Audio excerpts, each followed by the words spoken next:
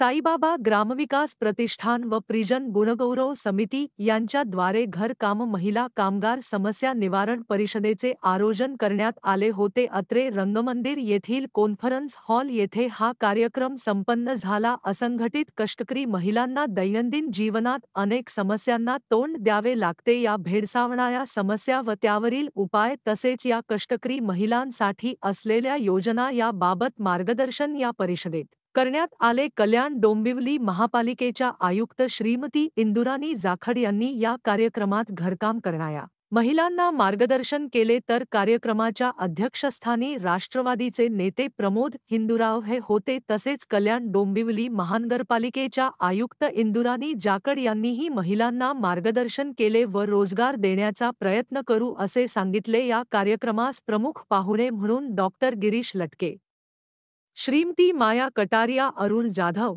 रमेश दुधाळकर हे उपस्थित होते। रवींद्र जाधव, कल्याण। महिला आहे, सर्व घटकांचे महिलांना आपण आपले बचत गट जे आहेत IULM अंतर्गत त्यांच्यामध्ये समाविष्ट करण्यासाठी इथे आवाहन केला। महिलांचं सक्षमीकरण करण्यासाठी जी बचत गटची स्कीम आहे ती फार महत्त्वाची आहे, कारण तिकडनं सर्वांगीण विकासासाठी आपण वेगवेगळे माध्यम जे आहे ते उपलब्ध करून देतो। ते सामाजिक विकास असू द्या, आर्थिक विकास असू द्या किंवा पॉलिटिकल विकासही असू द्या, हे सर्व गोष्टीचं चर्चा तिकडे होते। आणि यासोबतच आर्थिक बचतची सवय महिलांना लागते, जे महत्त्वाची आहे त्यांना जर पुढे जायचं झालं तर।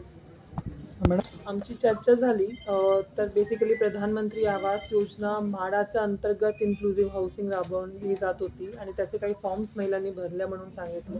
आम्ही मिळून शासनाकडनं त्याचा पाठपुरावा करतो आणि हा विषय डोमेस्टिक वेलफेअरचा जो बोर्ड आहे, डोमेस्टिक वर्कर्सचा वेलफेअरचा बोर्ड, त्यांच्यासोबत पण समन्वय साधून त्यांचे स्कीम्सचा पण जास्तीत जास्त इफेक्ट जो आहे तो महिलांपर्यंत कसं पोहोचून देऊ शकतो याचा आपण प्रयत्न करणार। महिला बाल विकास जी आपली समिती आहे त्याच्या माध्यमातून जे महिलांच्या विकासासाठी जे स्कीम्स आहेत ते आपण महिलांना देण्याचा प्रयत्न करू। आणि आज मी पहिला प्रश्न म्हणून महिलांना जेव्हा विचारला की आपण बचत गटामध्ये आहात काय, तर बरेचशे महिला त्या बचत गटामध्ये नसल्याचं आपल्याला प्रथम दर्शनी इथे दिसला।